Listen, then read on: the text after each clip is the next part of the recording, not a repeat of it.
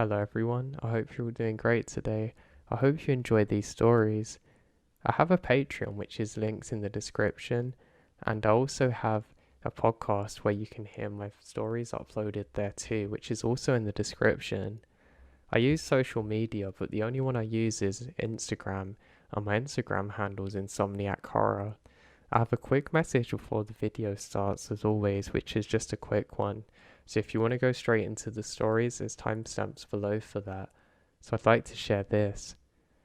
I think if you're someone who's struggling with mental health or struggling with yourself generally, it's very important not to get too caught up in the opinions of others and try not to listen to too many good things or bad things about yourself. Just stay focused on what your missions and goals are, because the problem is if you constantly listen to positive feedback, you might constantly try to appease those people and try and act in a way that they want, which might not be right for you. And if people are saying negative things, it's probably not accurate. And again, it can be toxic if you believe that. And I know this has the potential to really have a negative impact on your mindset and the way you think of yourself. So just try and take a step back when you receive feedback in some regards and just assess the situation. Still take in feedback from others, but don't take it too greatly to heart. Just do what you know is true and keep on, and ignore people that are negative. Often they're only negative because they can't do something themselves and they're jealous of what you're doing. And remember, you can only live your own life, so just focus on you and getting better and achieving your goals. So I hope everyone's doing great and enjoys these stories. I'll speak to you all soon. This occurred while backpacking in the Appalachian Trail in northern PA, while me and a friend had just finished hiking up a very large hill and were ready for lunch. We had planned on eating at a shelter that was another 2 miles down and up another hill. After some discussion, we decided to eat at a shelter as there would be water here. Now after we arrive at the shelter, we come across another hiker. No, this guy was just carrying an old backpack and was digging for crumbs out the bottom of a Fritzo's bag. So, he just seems out of it. We said to him was he backpacking or day hiking, never making eye contact, but he mutters out backpacking. We then ask him if he was section hiking or through hiking, as in doing the entire trail. He looks at us with this weird look and says, I just go hiking through. After a little bit of talking and avoiding our questions, he says, I'm gonna go. And he packs all of his things in his bag. We ask him his name, but he clearly had no idea what we're talking about, which we really find odd. He also doesn't explain what trail that he's on. After sort of explaining what he meant, he said, oh right, hatchet, which was obviously a load of rubbish because the guy was holding a pickaxe in his hand when he said this. We continued hiking and we reach our camping spot. We get settled for the night when I'm woken by Hatchet rustling through my backpack. Now me and my friend both use hammocks, and I had my backpack wrapped around the tree my hammock is on, so he ended up shaking the entire hammock. I scream hey, and he looks in the hammock, stares at me for a second, then bolts. By the time I get out of the hammock, he's nowhere to be seen. Turns out he stole a pack of tuna from my bag and some granola bars. The weird part was that when we get back into town, it turned out that old Hatchet was on the run. There was wanted posters for him up on all the doors. It turns out 2 weeks prior he had mugged a couple of people, leaving one guy pretty bloody. The whole thing was pretty weird, and we ended up giving our statement to the police, but we don't know whether they caught him or not. Now I was out in a nearby lake for the first day of summer with a pretty large group of friends. We got the alcohol, nowhere to be for a couple of days, and we knew it was going to be a good time. That's when creepy stuff starts happening. When the park ranger would come around eventually, so a select group of us opted to stay sober until he came by so we could talk to him without being caught. Now this seems to be a good plan, so he comes by and me and a few of the others go chat to him. He leaves and does no harm. We open up a few bottles and start catching up, and another truck pulls up, and a guy gets out. We don't recognize the guy. Me and a few of the other guys get up quickly to see what he wants. He told us that he was a park ranger and says, "Have we seen another guy going around pretending to be one?" He then tells us that this man is pretty dangerous. What the hell?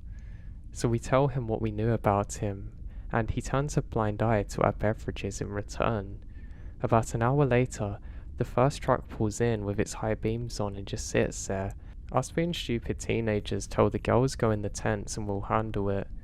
We grabbed different things, some got knives and some got blunt objects, and started towards his truck waiting for something to happen. Nothing. About 5 minutes later he peels out and speeds off. The night continues and we got more and more drunk, forgetting about the truck. We eventually go to swim for a bit. When we're done in the lake, we went back up to the camp drying off, and we find all of our clothes hanging neatly on nearby trees with boot prints around them.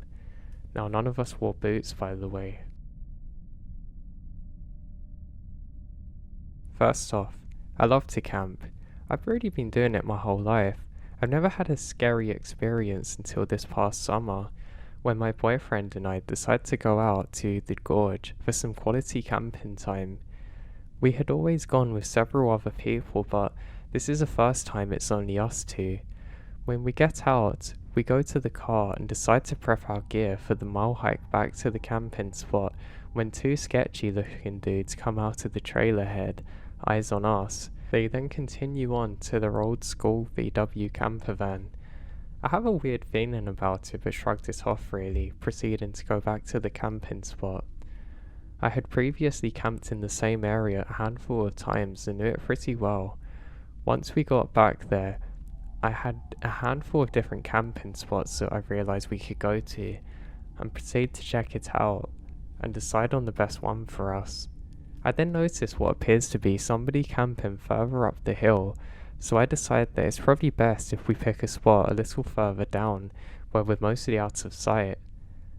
Not out of earshot though, as I still heard him yelling with someone else near the trail. It was starting to get dark by the time we get everything set up, so I figured that I should start looking for firewood. Suddenly, this guy appears out of nowhere asking us if we could help, and offers to sell us a bundle of firewood for $10. I laugh because we're in the woods, surrounded by trees, thus we can pick this up for free. He said I wouldn't find much wood because they'd already cleared it out. For weeks. For weeks, I said to him.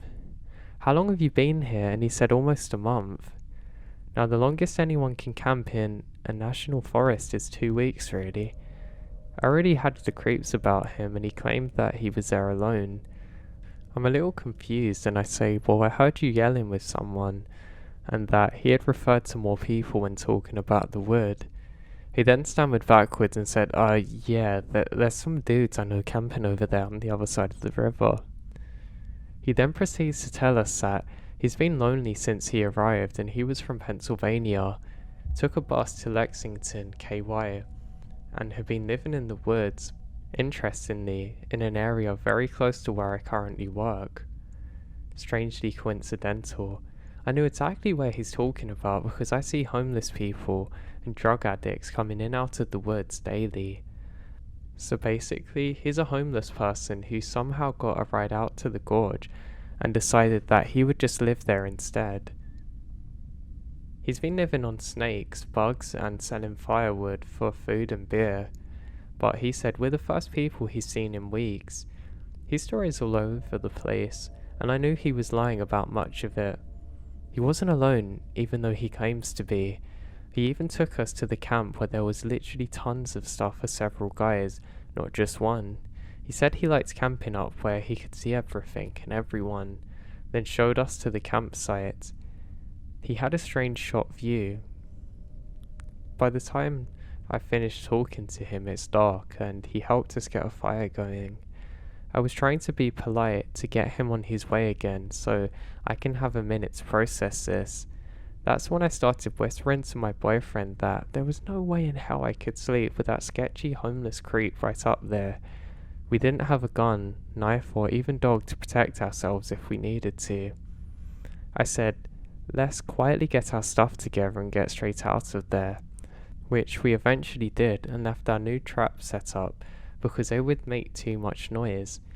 As soon as I stood up with my pack, ready to get out of there, he said, "How's it going down there?" and proceeds quickly to try and follow us. We ended up getting out of there quickly, but in my mind, we're either going to get robbed, killed, or something else. Because he was not alone, his stories didn't make sense, and clearly there was lots of other people around we didn't know about, living off the grid. I called the park rangers the next morning and told them about him, and luckily, all he got from us was the new tarps.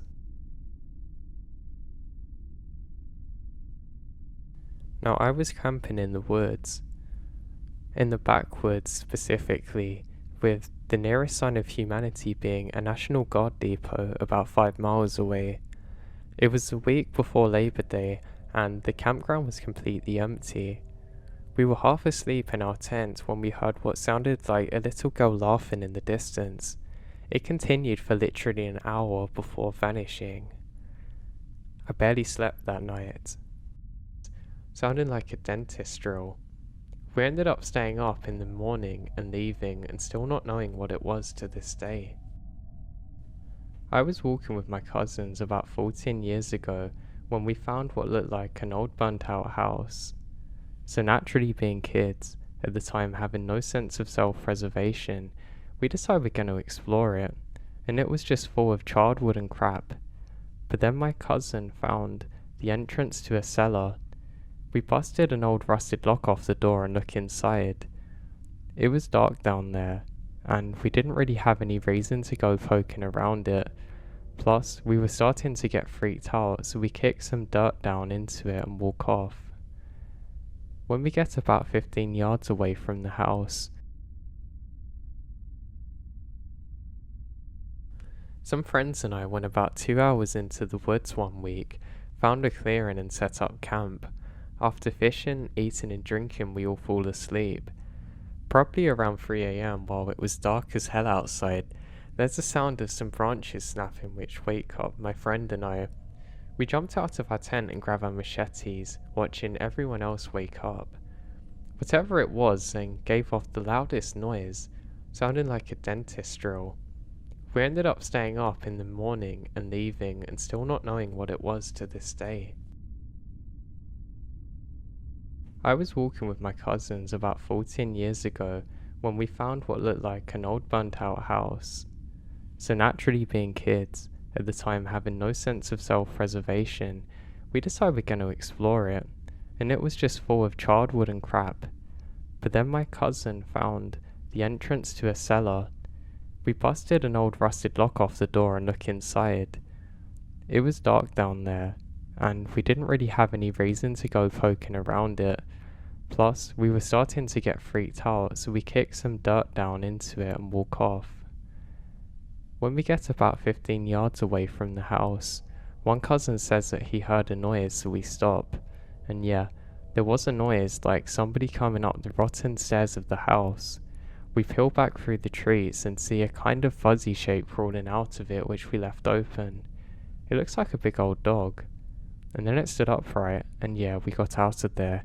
We all ran off in different directions like morons, each of us convinced that the cellar thing is chasing us. I ran right through some briars in a panic and tore my arms and legs up, which got me in trouble when I got home. We were all fine otherwise, but did avoid going back into the woods for a long time. The closest thing I can figure it was a large black bear, or maybe a baby one to be specific. Maybe it had another entrance that we didn't know about, but seeing this hairy dark thing come out of the cellar standing up was really like a horror film. And that's presuming it was actually a bear and nothing else. My cat used to bring things in for me, mostly dead but sometimes living. He brought me a small wild rabbit that wasn't really passed away, and I made a bandage for it. I kept it for about a week before it was going around normally. My dad eventually said it's probably good to go back out again. So I took it out to the creeks near my house and put it under a tree by some vines. I took maybe 5 steps before I heard it scream and turned around to see something ripped it in half. Now, I never saw what ripped it in half. I'm not sure whether it is a fox, but I literally couldn't see any other things around, and that's what terrified me.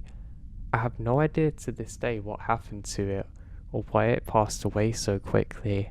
I never discovered exactly what it was, and it probably was something normal, but the not knowing part kills me, and I think it's very bizarre I couldn't see or hear anything before or after the event.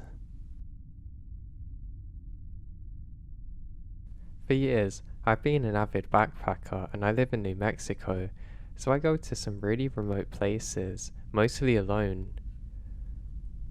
Now, 2 experiences which stuck out to me are the following. One for the sheer danger of the experience, and the other because, well, I can't really explain what happened, even to this day. Now, if you've ever been alone at night, more than a day's hike under pack from anything not desert or 10k feet mountain, it might be hard to get the right mindset to appreciate the scariness of it, but here it goes. It was 2 days, about 26 miles into the wilderness, which is mostly lightly used trails that extend across a huge mesa at the eastern base of James Mountains in central NM, crisscrossing canyons that cut across Mesa. It was July 4th weekend, and daytime temps were in high 90s and low 100s. Being summer, I didn't carry a tent, just a light bag and a pad. Now, the first night was brilliant, beautiful, and I passed out without incident. Near the end of my second day, I come across a fresh mauled deer, killed in the dry canyon. I've seen mountain lion kills before. This appears to be one, until a fresh kill means a cat is probably close by. Since it's right near the trail, I took a quick peek and then move on, climbing out of the canyon, not thinking much of it. About an hour later, along the ring of the canyon, I found a nice semi-sheltered sandstone lump with a little alcove on one side. The canyon's cliff was off on one side about 15 feet away, and had a clear view of everything from the south and west, with the canyon directly north of me, seeming like a perfect place for me to spend the night. As a crow flies, I was only about 100 yards or so from where I'd noticed the kill earlier in the evening, although this is pretty far from my mind at the time. So I laid out my pad and bag in the partial alcove, munched on some jerky and half a power bar, slipping the last of my water, and that's a different story, trying just to doze off staring at the sky. Now, it's very dark and scary, but I see a shooting star and whatnot, until suddenly, there's a blood-curdling howl erupting from the canyon. My brain immediately kicks into its full throttle. There it is again. Butt naked, but from Homer Simpson flip-flops. I'm avoiding cactuses in yucca, and juniper scrubs in the dark like a ballet dancer, not falling off the cliff, frantically trying to assess my situation. My food was hung about 100 yards from me in a piddly little pinnon. That was the largest grime thing that I could find, so at least the only bait I had to worry about was myself. It's closer. I have figured out by this point that the howling was at least one mountain lion. What I had counted on not happening was that the sounds of a fairly angry lion was following me on the trail. The trail that I camped on about 20 feet from a 400 feet cliff made me in a very uncomfortable sandwich situation. It's July, and I've been in the wilderness for 2 days. I smell like Carl's Jr. dumpsters, in other words, greasy food. My little alcove was actually situated a bit higher than the rest of the terrain around me, so I could see anything but to the east, which is of course where the trail comes from, and where the racket is getting louder. In a moment of desperation, I now realize that I'm a fool trying to out-hike the cat. The minute it catches a fresh scent, it will stalk me. It's what they're made for. Running like a madman would make me dinner faster, so I decide that my only choice at this point is just to wait and see what happens. I have a few big rocks nearby that I've collected in my hiking poles should it come to that. Not much of a chance though, really. The howling keeps getting louder, but at the same frequency, so whatever had gotten into this cat wasn't changing. So I sat crouched like Gollum on the top of my little sandstone castle. I'm now waiting for whatever's gonna happen next. It took about half an hour and several more howls later before I noticed that the last two have become more and more faint, and then bam, I hear what sounds like a third one join in, and they're just to the east of me, where I can't see. I desperately fight the urge to pop my head up and have a look for them. I keep telling myself not to act like prey, so I can finally hear twigs and things snapping as they've definitely begun to move from that area of the trail through to a scrubby area more towards me. This is 2003, so no cell phone. I'm thinking to myself, 30 years old and alone, might be about to jump off a cliff to try and avoid being eaten to death.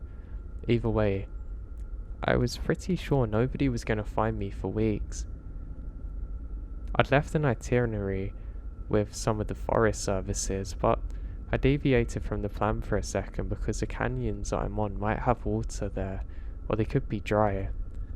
I decided to head at least 10 miles west of where I was planning on being.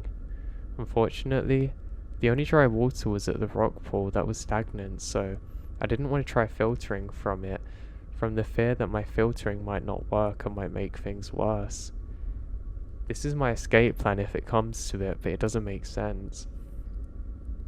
All this is racing in my head, and finally, I see what I can only describe as the mountain lion centipede, 3 of them, single file, 2 juveniles and a mummy. I think they're really pretty, but I've never been so scared, yet in awe. In the starlight they appear almost white. They broke formation around my rock cove and start sniffing away. I'm like 5 feet from mummy at this point and pretty convinced I'm gonna get mauled. I kept as still as I could, probably stopping my breath and waiting. The juvenile cats seem less interested in me than themselves. However, their mum is checking me out and has made eye contact at least twice until she turns and runs away to the west, and the little ones follow, and I'm there, confused and naked and disorientated, but not mauled to death. Now, I didn't sleep well. I waited all night. They didn't return. I got myself together before sunrise and headed off in search of water. I eventually found some around midday near a little canyon with some mossy rocks. I drank up and then snapped in the shade for a few hours before refilling my water bag and heading onwards. As far in as I was, I didn't have much choice but to spend another night out there, thankfully this time uneventful. I remembered returning to my truck the following day and getting all freaked out because I saw big paws around where I was parked. Now for the next story.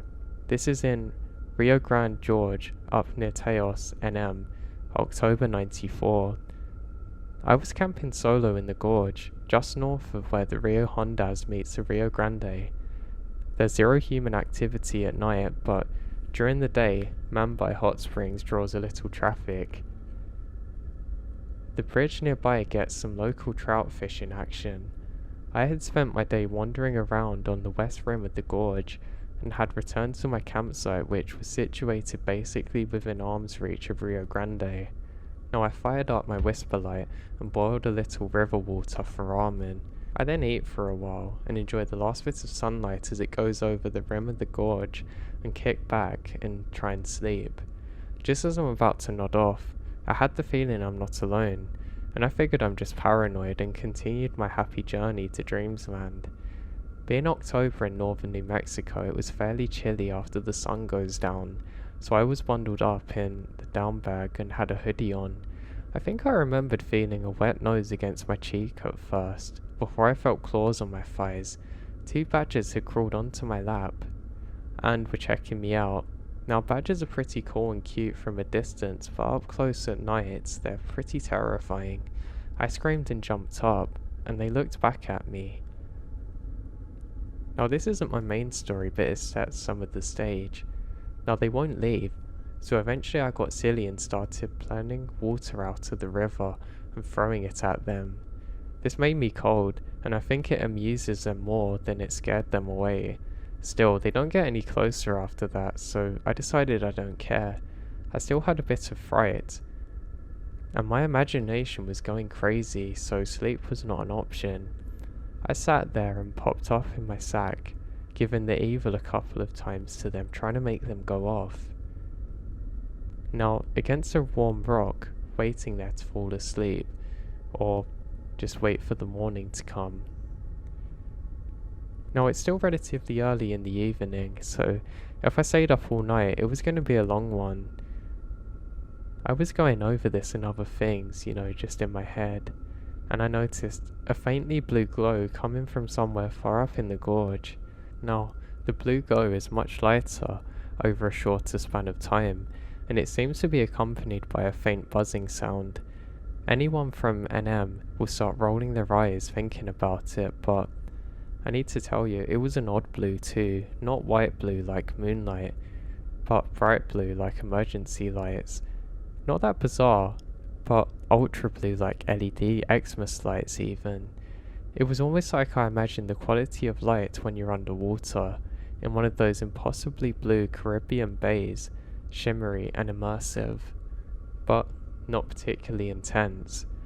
So I'm pretty interested at this point, and not only a small bit freaked out. Again, I brushed it off, dismissing my anxiety as a result of God knows what. It persists and seems to be getting closer and louder. The blue never seemed to get any brighter, but seemed to become clearer. It's very hard to describe because what happened next dominates my memory for the next few minutes so strongly that I'm not sure what happened right before. What I saw was a wall of blue light moving between each of the walls of the gorge. I couldn't tell if it ended with the river or extended beyond it. Now, the Rio Grande isn't particularly deep at this or any point, so it wouldn't have made a difference really, but the buzzing was definitely coming from the wall of blue or slightly above it. I still had no clue what was happening. I realised that I better bolt out of the gorge, lest I find the detail of what this thing is. I grab my gear, throw everything unceremoniously into my bivvy, then boogie along the river until I get to the ridge where the Hondo meets the Grande River, about half a mile, dragging all of my equipment behind me like toys in a pillowcase. I had no car. A friend and his girlfriend had driven me there from Albuquerque and dropped me off while I spent the weekend there, whining and dining in Teos 94, so definitely no cell phone. I get to the bridge and this is where things get really off the deep end. On the bridge is an old man, looks Kiowa, on a horse, wearing an old black velvet boss of the plain style hat, poncho, cloak, saddle blanket over his torso. Interestingly, moreover, he's just parked there on his horse looking north. Now looking at the wall of light, I yell out hey, but there's no response, basically noping out of there. I started to run and stumble along the road to the east, along the Rio Hondo and hopefully towards something or someone not freaking me out. The buzzing's now louder. I look back and I'm only about 20 yards away from the bridge. The man on the horse finally looks at me. Our eyes met and I flipped out. No other reason than feeling complete and utter repulsion. I knew I wasn't supposed to be here now, walking backwards, keeping my eyes on the bridge. I was fixated on the man on the horseback, trying to fight the urge to turn my back on him and run in for the wind. I don't. I see him raise a hand out with his palm to the light. It then stops immediately. The buzz trails off and a bottle of rocket type blue light shoots up into the sky. I look back at the guy and no old guy on a horseback is there. It's possible that he got his horse to turn around very quickly, but it shouldn't be possible. Now this was almost 20 years ago and I still have no explanation for what I saw. I'd loved if it was all an hallucination, but I think it's very unlikely. I don't believe in supernatural or paranormal, but I seriously don't know what to make of this encounter. I never have.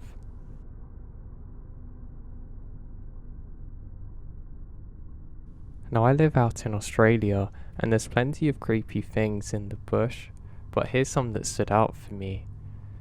The first is when my car is getting serviced in an industrial area, and the quickest route to walk there from my house was cutting through bush, typical Australian bush. There was a vague track to follow, which then disappeared, but I knew eventually I'd end up back in suburbia. But in the middle of the bush, on a cliff top, was a large round 2 meters across man-made opening, which on closer inspection was like a well linked with bricks, about 10 meters deep. It had a steel gate over the top to stop people falling in, but it really looks like something in the ring. I hurried out and left, quickly going to where my car is to ask about it, and they were very vague and didn't really want to say anything. I eventually found out it was a temporary place to house convicts who were building the road across from the Blue Mountains. The guards were worried they'd run away at night, so they would keep them in the well so they couldn't escape. Apparently it opened up to a large room at the bottom. 2. Camping beside a river as with my mum in an area of South Blue Mountains. We're the only ones there, apart from a farmhouse. The farmhouse is around 1 kilometer or 2 away. Now randomly, in the middle of the night, a guy appears and starts ranting about the need for us to protect him from wild dogs. He was wearing a blue weird shirt and tattered clothes, and my mum told him that you must go, but he wouldn't. Eventually we said that we're going to bed, but he sat outside near our tent with a huge knife.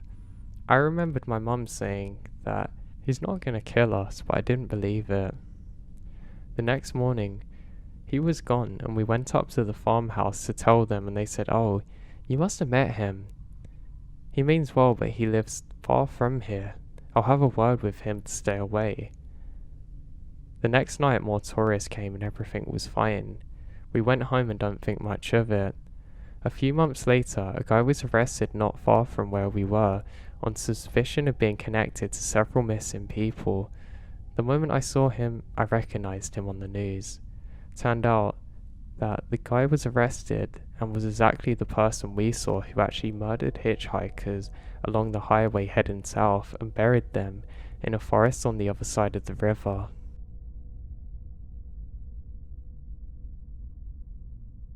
So about 1.5 years ago, my girlfriend went down to a state park that we frequently go as we only live about 1 hour away.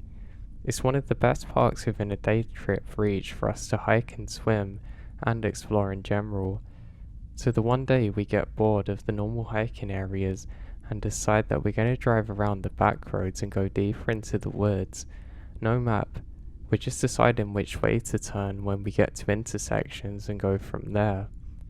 We passed a random old cemetery that I remembered couldn't have been more than 1 mile or so down the road before we noticed a dilapidated road with a chain in front of it so cars can't go in, and we decided to park the car and go and explore the area in general.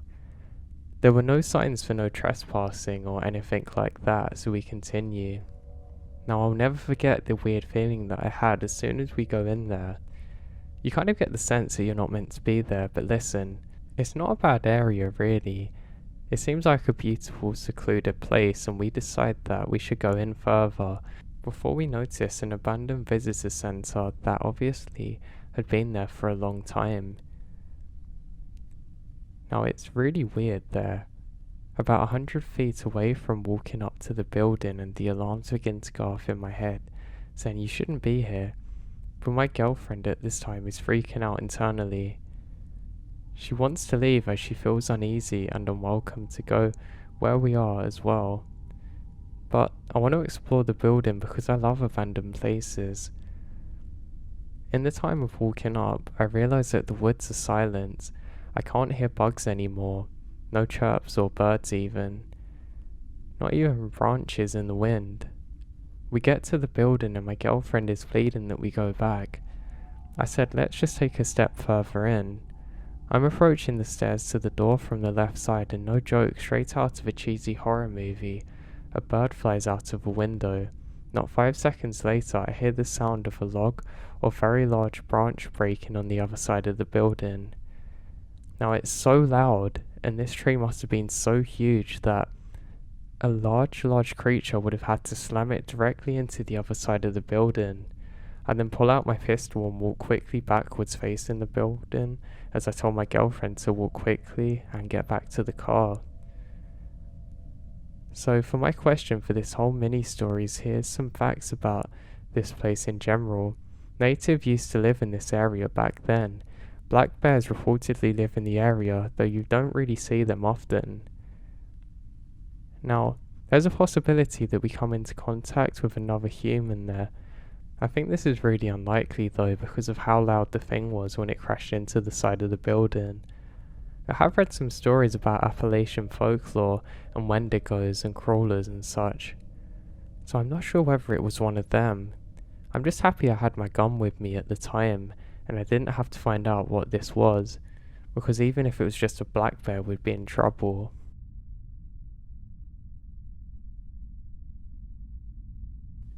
Now I was about 11, my sister was 13, and we slept in the living room of a little caravan we used to stay in near Stranraer. There wasn't a lot to do. The campsite didn't have any amenities. I'd pass the time by playing with my sister, and I would also take walks and play stands. This was 98, so Donkey Kong and stuff weren't really that nostalgic yet. They were just lame. I couldn't wait to go home and to get back on my PC so I could get my theme hospital on. But mostly I'd read. I had a collection of books about ghosts, UFOs, cryptids and such. I picked them up at a library sale or in charity shops. My favourite were just the unexplained true stories like the Dover Demon or Girlfriend's Incident. There was a lot of quarry on the other side of the site. Sometimes I'd pretend to be two red lights and even pretend I was a Mothman, pretending I'd swoop down and terrorize my family. What I'm getting at here is I was a kid, but I never really believed in anything spooky happening to me. If something out of the ordinary was going to happen, I wouldn't really believe it. Now I woke up around 6:20. It's grey outside and the sun had just come up, but fog and cloudy skies ensured it wasn't too bright. I felt uneasy because I'd usually sleep till 9 at least. Now it was silent and my sister was even snoring as she usually did, and then I heard it. Two thud sounds. It sounds like a horse galloping. It's partially outside of my window. It was unsettling to say the least. Had a horse escaped from a nearby field? Surely not. I'd never seen any around here, and what's more, it didn't snow enough to be one. Now whatever it was making circles around the caravan. I'd hear a faint little sound as it looped around where my parents slept, and it would get louder, almost like next to my head. It had the irregular rhythm of a gallop, but I definitely never heard four legs, however. It sounded like a person skipping around really quickly, but nobody could be this heavy.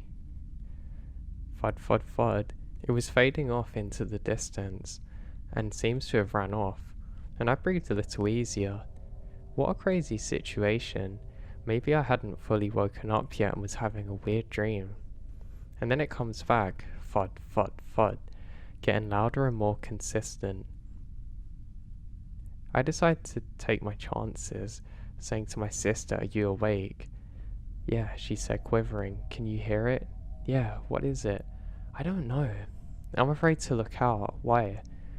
"I don't know what it is." She moaned in fear, hearing thud, thud, thud, and there was a thump on the other side of the caravan, like whatever it was had grazed it. I pulled my blanket tightly over me. After about a minute it faded again, and I told myself I had to look outside, this has to be a demon. But it didn't come back. My parents woke up around 8 and made breakfast, and as the fog cleared, we said to them, "Have you heard anything strange?" And they haven't. There were no escapes on the caravan that would suggest something heavy went into it. Apart from my sister, there was no evidence that anything was ever there, except for one roof footprint outside of the door, shaped like a hoof. To this day, I regret never looking outside to see exactly what it was.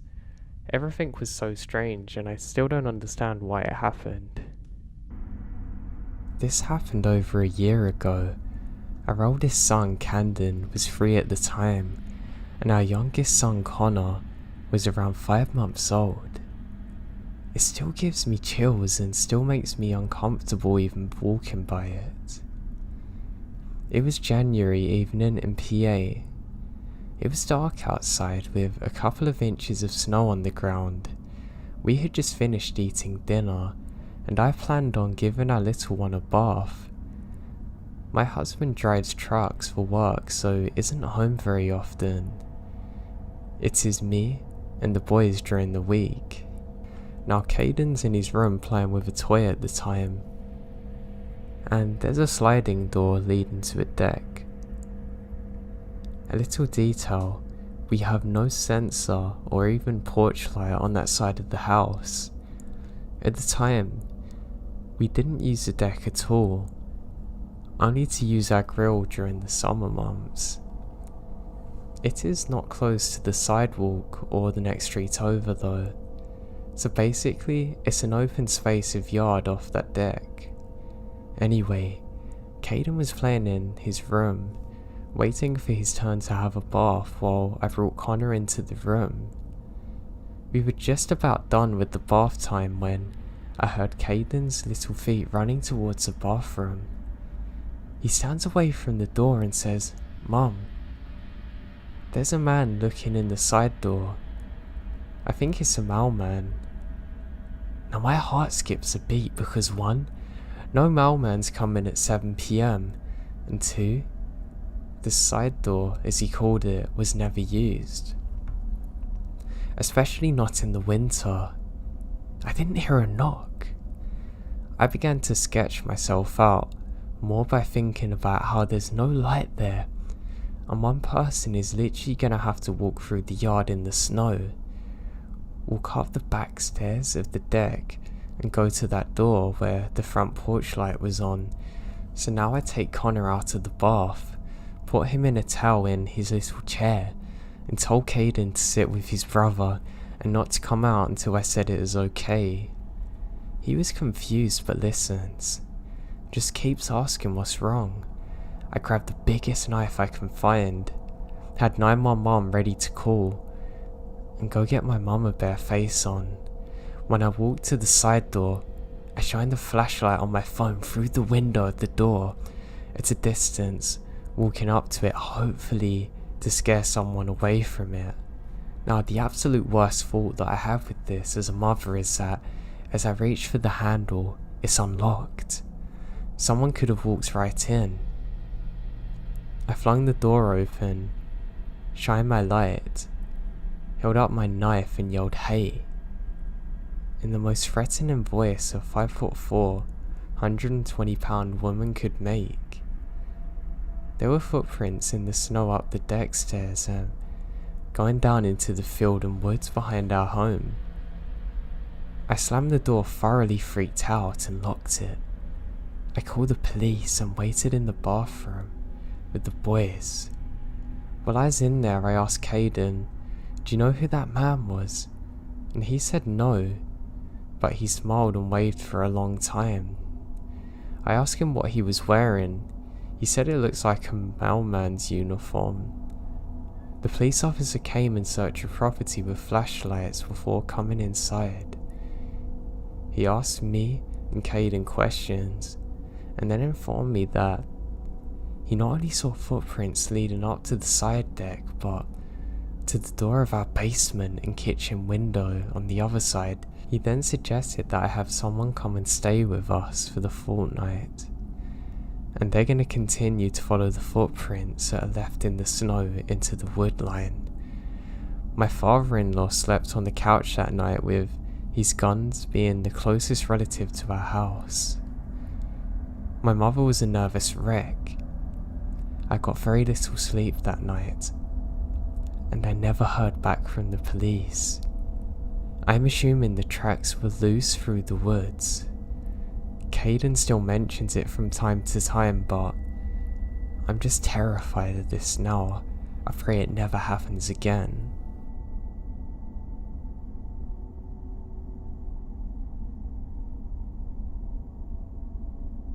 This happened a while ago, so my recollection can't be word for word, but here it is. I'm a teenager. Me and my mum live alone. We basically live in the middle of nowhere. The nearest town is a little less than an hour away, and even being close to a gas station is a very hard thing to find here. We're literally miles away from anything. I know everyone who lives near me, and we rarely ever see new people in our area of the woods. So just seeing someone who isn't familiar is suspicious enough. So this is pretty creepy. Now, a couple of years ago, it's the middle of the night. Me and my mum are night owls. We like to be awake from midnight to 6 AM, the period that most people are asleep for. My mum was watching TV in the living room. I was using the computer in the kitchen. The kitchen and the living room are basically connected, so I wasn't too far away from her, only a few feet. The front door leads to the living room.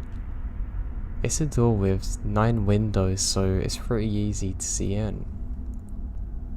My mum looks towards the door, and she saw somebody staring at her through the window.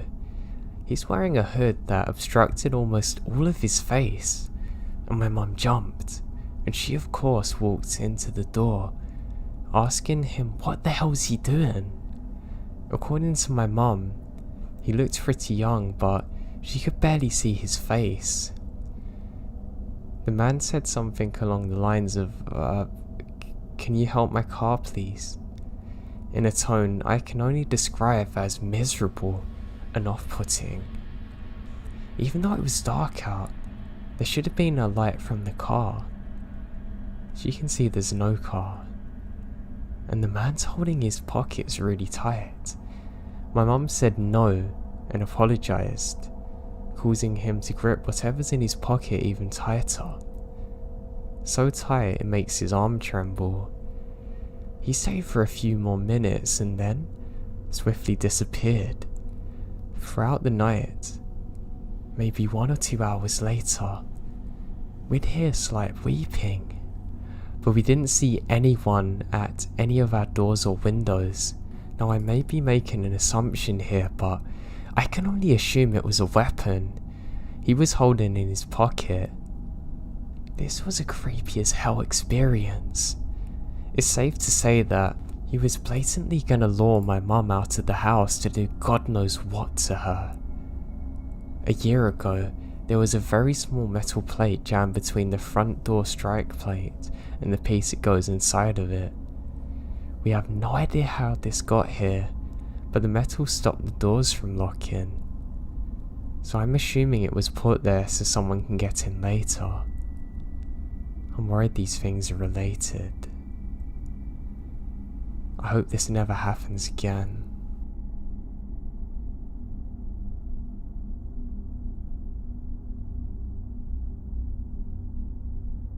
I was home alone in my previous apartment in a not so great neighborhood. My apartment was on the ground level, and my bedroom's facing a back alley. A dumpster sat less than 2 car lengths away. Homeless people often rummage through it. Now, just before dawn one morning, I hear a tapping on the window. My back was to the window, my eyes are now wide open. It's still dark outside, and I sleep with my lamp on, and my worn out vertical blinds are missing a slate, causing a gap. So now it's clear in my mind that whoever or whatever the source of the tapping could now see me lying in bed, plain as day. The tapping was brief, maybe 5 or 6 taps. So I spent the next 5 seconds or so frozen, bizarrely trying to convince myself it was something / anything else but a person watching me and tapping on my window. please God, let it be an animal. But then, what happened? Now I was faced with the terrifying reality that someone had been watching me through my window in the dark for God knows how long, and he'd decided to tap on the window. Had one of the homeless people become aggressive during their dumpster dives? Something told me that nothing good was going to come from this. Now remember, my back was to the guy, so I sat up slowly, rubbing my eyes, pretending that I'm too groggy to hear him. I stand up hazily, made my way out of the bedroom as I was going to the bathroom or something. Once I was out of his sight, I ran to the phone and dialed 911, considering whether to forget my embarrassment of being in my t-shirt and underwear, and bolting out my front door, which is out of sight from the intruder. I just wasn't sure if I could outrun whoever it was, or whether anyone would help me if I couldn't. Before I make a decision, I hear a loud pop of my window being pried open. I thought my heart would jump through my chest. At the same time, I could hear my upstairs neighbour Mike descending down his stairs. I opened my door a few inches and peeked out to ask for his help. Mike's a big guy, and I heard he was trained in martial arts of some sorts. He didn't hesitate to respond, hustling to the back of my apartment to see what's going on. Within seconds, I heard rumbling and someone being thrown against a wall to the bushes. A few moments later, Mike came out to my front door telling me not to worry again. He'd beaten him up pretty bad. I wanted to believe Mike, that the would-be intruder was maybe dumpster diving, but that he would never do so again. But it gets worse. It wasn't a homeless person according to Mike. When the guy escaped, he ran to the front of my building, hopped into a red sports car and sped off. My neighbourhood isn't a red sports car kind of place. The police later told me that the intruder's likely someone who's seen me before and is stalking me. So window tapper, I still wonder what would have happened if you got inside and Mikey wasn't there to intervene. I don't know if you still follow me, and because of that, I'm scared.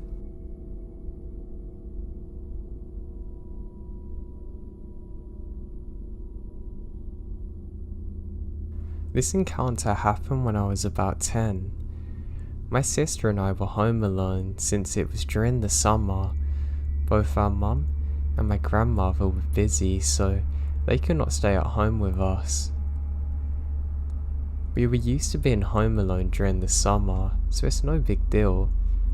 The only thing we could do was not go outside or open the door to anyone. During this day, I had gotten up and started to play Sims 2 in our kitchen. My sister was watching TV in our den. A few hours into our game, I hear the doorbell ring.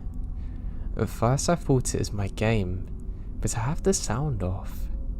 So I asked my sister if she heard the doorbell ring, and she replies she hasn't. She said it was probably just a show she was watching. I brushed it off and went back to my game. About 10 minutes later, I see a reflection on my computer of a man in a suit, his hands cupped around his eyes, looking through the glass door behind me. I turn around to be face to face with this strange man that I've never seen before. I had no idea how long he'd been there watching me. He waved at me like he knew me from somewhere. I call my sister's name, and the man hasn't been noticed by her yet. She grabs the phone quickly to call out to her grandmother. Now, we had seen the salesperson before. None of them look like this guy. He's wearing a full black suit that doesn't fit him. It was not strange enough that this guy was wearing a full suit in 99 degrees. He was also carrying a briefcase. All the salespeople I had seen only ever carried a clipboard and some flyers. But this guy, a briefcase. All the salespeople had also come at different times of the day. The next flag that came with this guy, he walked around our house coming to the back door, which during his little trip, you would have seen that there's not a car in the driveway, indicating no one's home. As I was getting up to hide, the man reaches down, grabbing the doorknob, beginning to jiggle it forcefully. Thank God it's locked. He now begins to smile, gesturing at me to come unlock the door for him.